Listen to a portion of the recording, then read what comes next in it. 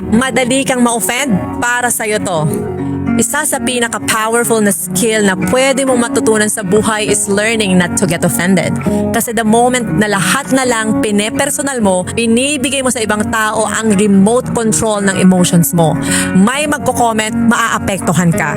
May hindi maniwala, madadown ka. May mang-judge, mapapatigil ka. So sino may control? Sila, hindi ikaw. Pero kapag natutunan mong huminga muna, mag-step back at hindi lahat going about you, iba na yung galaw mo. People will disagree with you. People will criticize you. Minsan, mali pa ang pagkakaintindi nila sa'yo. Pero guess what? Part ng growth yan. Hindi mo makokontrol ang opinion nila. Pero you can control kung papaano mag-react. And the moment na kaya mong manatiling kalmado, focus, at buo ang peace mo, wala nang makakayanig sa'yo. Hindi ka na madaling matrigger. Hindi ka na madaling mapatigil. Hindi ka na basta-basta madadala ng emotions. At doon nagsisimula ang tunay na power mo.